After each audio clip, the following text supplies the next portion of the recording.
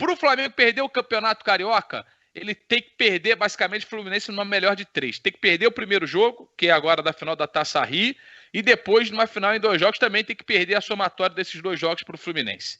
E a frase é: Flamengo perder o Carioca para o Fluminense seria um vexame, com todo esse cenário que eu apresentei. Verdadeiro ou falso? Verdadeiro. Tem gente, assim, eu sei que essa frase vai dar polêmica aqui. Vai dar polêmica já. Vai.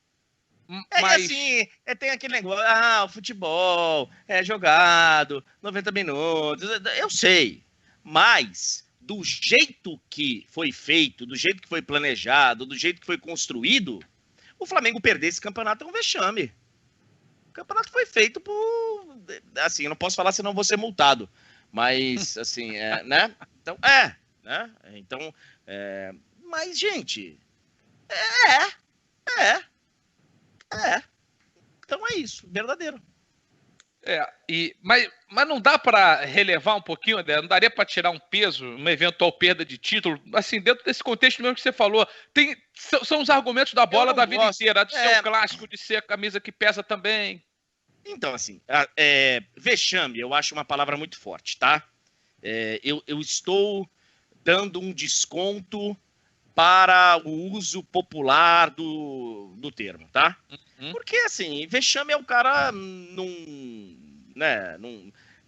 se preparar, vexame é o cara... Um futebolística do termo, né? Basicamente isso. Vexame, assim, o cara não tem obrigação de ganhar, ele tem obrigação de se esforçar, de fazer o máximo, de honrar a camisa, de honrar a profissão, de honrar o salário que ele ganha.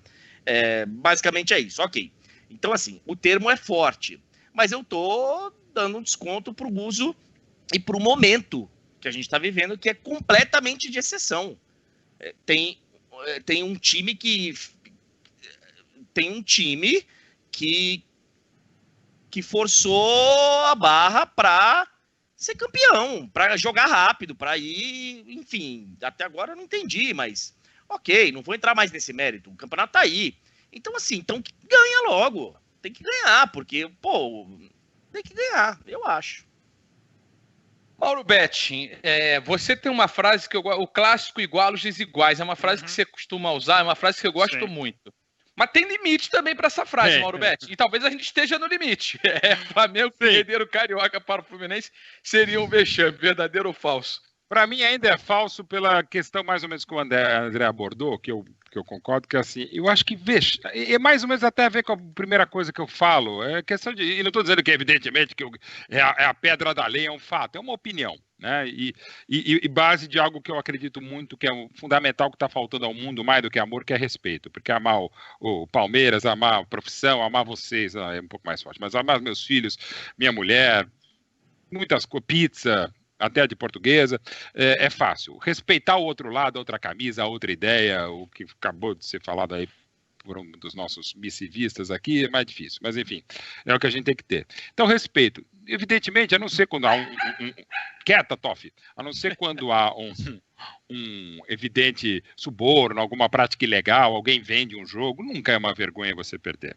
Aí você pode falar, mas e o 7-1? É a coisa mais próxima de vergonha que você pode, mas eu evito, por exemplo, vexame, que é muito similar, mas não é exatamente igual, eu posso até dizer agora vergonha, faltou vergonha, você não está nem aí com nada, você quis perder, não, ninguém, de um modo geral, entra. Então, eu não gosto do termo, tá? Eu acho até uma sugestão já há algum tempo que eu falei, a gente fazer um quadro tipo, o que é vergonha, o que é vexame? Quadro não, ou de repente é uma estafeta, isso é vergonha? E evidentemente a resposta é absolutamente subjetiva, porque causa sentimentos. Então, para mim, é falso pelo uso do termo vergonha, como seria pelo uso de vexame. Agora, o Flamengo é obrigado a ganhar o Carioca, se fosse a questão, o estadual do Rio? Quase que sim. Eu tenho brincado sempre que obrigatório é o Paris Saint-Germain ser campeão francês. Mas eu acho que nos últimos tempos ser campeão no Rio de Janeiro para o Flamengo é obrigatório, e só para dizer que esse suspiro não foi meu. Ô Mauro, assim,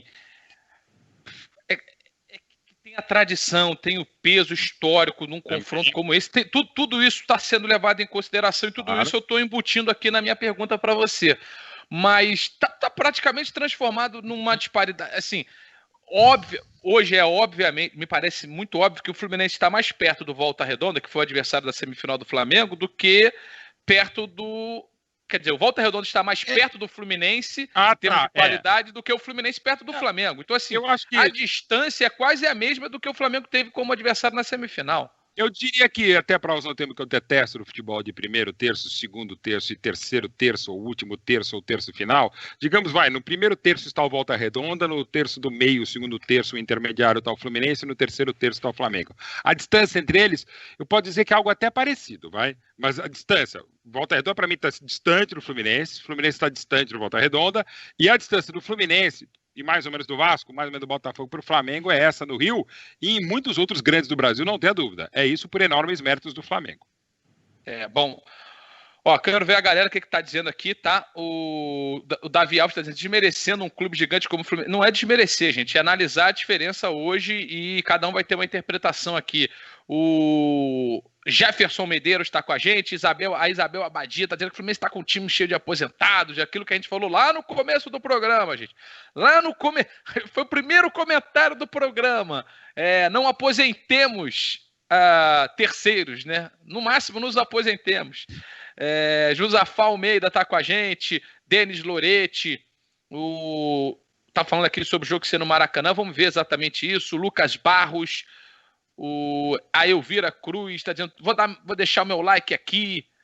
E Felipe Arnaldo, falso. O Felipe Arnaldo respondeu aqui, ele falou assim, falso, mas aí acabei não... Falso, até porque desmerece o trabalho do Fluminense. Não é exaltar principalmente o lado do Flamengo. Bom, dá pra gente bater os 3 mil likes aqui, tá? Tem 5 mil pessoas que estão assistindo que não curtiram. Então, galera que tá aqui nos 5 mil, você que tá entre os 5 mil que ainda não curtiu, por gentileza, deixa o like aqui no programa de hoje.